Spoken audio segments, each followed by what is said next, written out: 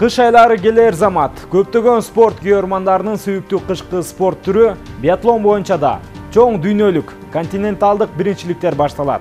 Дүйнө жүзүндө, айрыкча Европа, Түндүк Америкада бул спорт түрү чоң популярдуулукка ээ болгону менен Кыргызстанда анча белгилүү эмес спорт деп айтсак жарашат. КТРК спорт каналынын тайм-аут берүүсүнүн кезектеги чыгарылышы дал ушул биатлон спортуна багышталмакчы. Алдыңкы мүнөттөрдө биз менен калып, бул тууралуу көптү билип алыңыздар.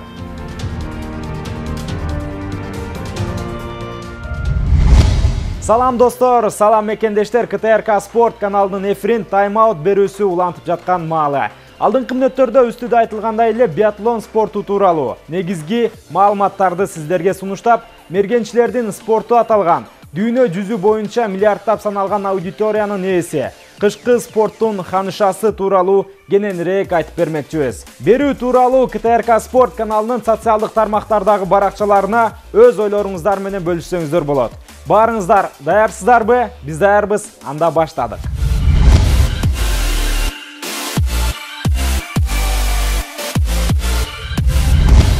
Лыжа үстүндө мергенчиликке чыгуу түндүк элдеринде көп кылымдар мурунтан бери эле болуп келгенин тарыхчылар ырастап келишет. Бирок ал учурларда спорттук эч кандай жарыштар болгон эмес. Биатлон боюнча биринчи расмий жарыш 1967 жылы Норвегия жана Швециянын чек ара кызматкерлеринин ортосунда болуп өткөн. Башка бир топ спорт түрлөрүнө караганда эрте жаралса дагы көп жылдар бою башка өлкөлөрдө биатлон спорт катары саналган эмес. Бирок кийин акырындык менен болсо да көптөгөн өлкөлөргө жайылып 1924 жылы Франциянын Шамон шаарында биринчи кышкы Олимпиада оюндарында заманбап биатлондун эрежелери колдонулуп, бирок аскердик күзөтчүлөр жарышы деп аталган спорт кошулган. Көпчүлүк күйөрмандардын сүймөнчүгүнө айланган жарыштар Экинчи дүйнөлүк согуштан соң Олимпиаданын тизмесинен чийилип салынган.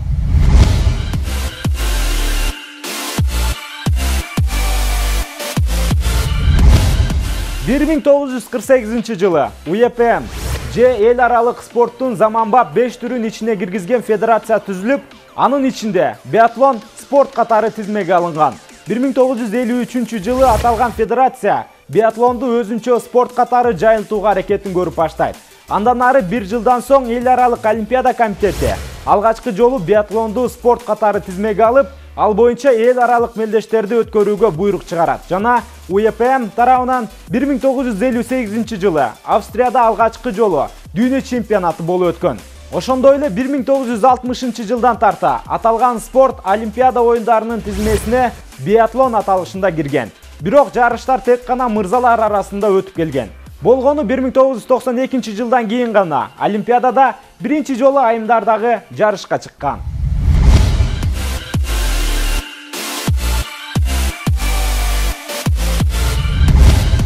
Бүгүнкү күндө биатлон боюнча дүйнө жүзүндө 100дөн ашуун өлкөнүн спортчулары жарыштарга катышып келгенине карабай, 68 өлкөдө расмий түрдө федерациялар түзүлүп, эл аралык биатлон бирикмесинин мүчөсү болуп эсептелинет. Биз бүгүн сөз кылып жаткан спорт түрү көбүнчө борбордук, түндүк жана чыгыш Европада өтө чоң популярдуулукка ээ. Айрыкча эл аралык аренада Норвегия, Швеция, Финляндия, Франция, Орусия жана башка түндүк Европанын өлкөлөрүндө жакшы өнүккөн. Ал эми Азия өлкөлөрүнүн эң күчтүүсү Жапония курама командасы болуп эсептелинет. Андан сырткары Түштүк Корея, Казакстан жана Кытай өлкөсүнүн биатлончулары дагы мыктылардын катарында. Ал эми Кыргызстандын атынан да биатлончулар Олимпиада оюндарына катышып жүргөн жайы бар.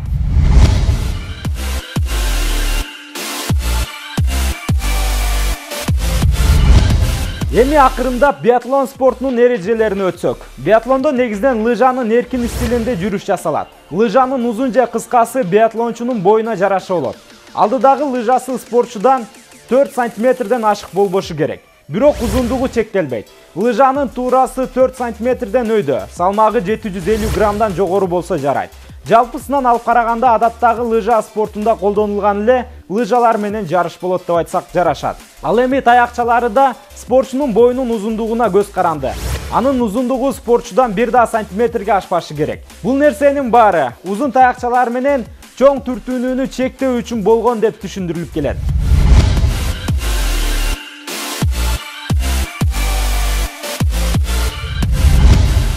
Бутага атуу үчүн атайын 3,5 килограммдан жогору салмактагы мынтык колдонулат. Ал спортчу жарышта болуп жаткан маалында желкесинде болууга тийиш. Өзү кубаттануучу жана автоматтык мынтыктарды колдонууга таптакыр тыюу салынат.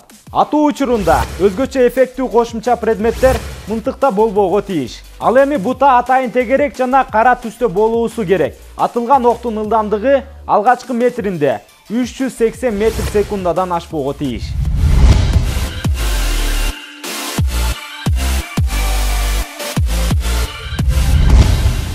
Атууда спортчу бутадан 50 метр алыстыкта туруусу абзел.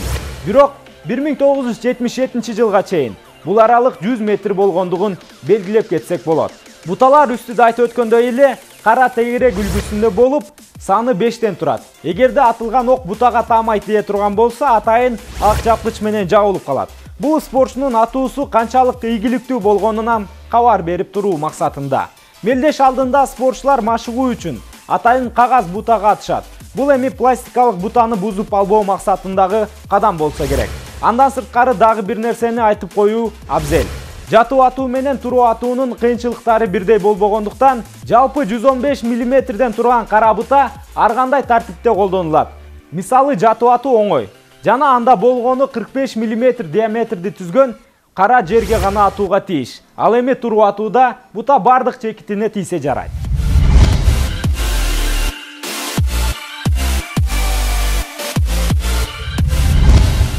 Атууда спортчу катага жол бере турган болсо, биатлондун эрежесине ылайык сөзсүз түрдө жаза тартат. Тактап айта турган болсок, биатлондун бардык түрлөрүндө эстафетаны кошуп санаганда, ар бир атууга спортчуга 5 атуу мүмкүнчүлүгүн берет. Болгону эстафета жарыштарында гана кошумча 3 ок атууга болот. Бирок аны кол менен салып октоп атууда көп убакыт кетет. Алдыда айтылгандай, атуудагы катачылык үчүн ар кандай жазалар берилет. Жекелик жарышта бир ката атуу спортчунун көрсөткүчүнө 1 мүнөт кошуп салса, калган жарыш бөлүктөрүндө жазаларды жок кылуу үчүн 150 метрден турган айып айлампасын басып өтүү керектелинет.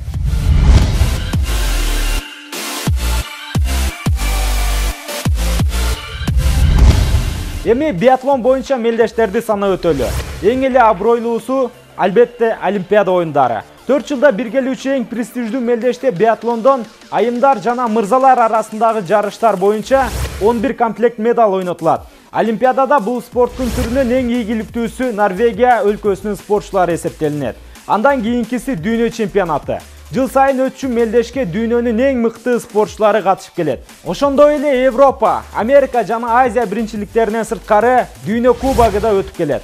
Аталган мелдеш эң эле престиждүүлөрдүн катарында.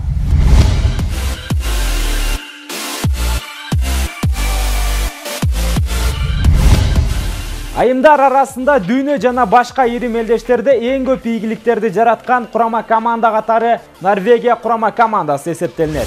Бирок өз учурунда Советтер Союзунун курама командасы да эң күчтүү жаат катары, эң күчтүү мектеп болуп келгенин белгилөөчүбүз керек. Дүйнө жүзү боюнча престиждүү мелдештерде эң көп алтын байге тагынган биатлончу айым катары Магдалена Нойнер саналат.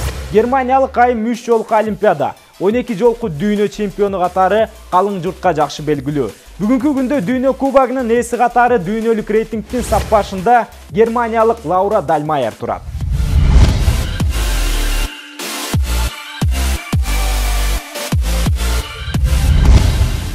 Норвегиялык Уле Эйнар Бьорндален биатлон спортунун эң жарык жылдызы. Мырзалар арасындагы мелдештерде эң көп байге утуп алган спортчу. Ал карьерасында 8 жолку Олимпиада, 20 жолку дүйнө чемпиону. Андан сырткары дүйнө кубогунда 135 жолу марага биринчи келүү менен дүйнөлүк рекорд койгон инсан.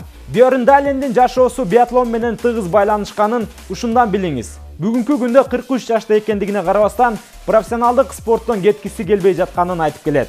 Негизинен мырзалар арасында Норвегия бардык ири мелдештерде эң көп байге утуп алган курама команда катары саналат. Бирок бүгүнкү күндө бул спорттун эң жарык жылдызы франциялык Мартин Фуркат. Ал учурда дүйнө кубогунун жана Олимпиада оюндарынын чемпиону катары белгилүү.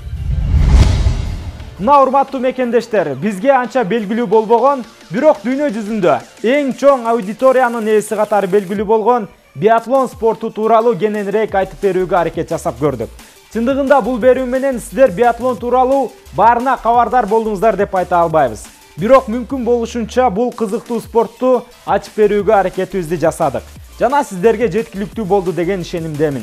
Берүү тууралуу өз пикириңиздерди КТРК Спорт телеканалынын социалдык тармактардагы баракчаларына билдирсеңиздер болот. Эми сиздер менен коштошууга мезгил келип жетти. Кызматыңыздарда мен Нурсултан Турузбеков болдум. Кайрадан кезишкенче аман болуңуздар. КТРК Спорт телеканалы менен калыңыздар.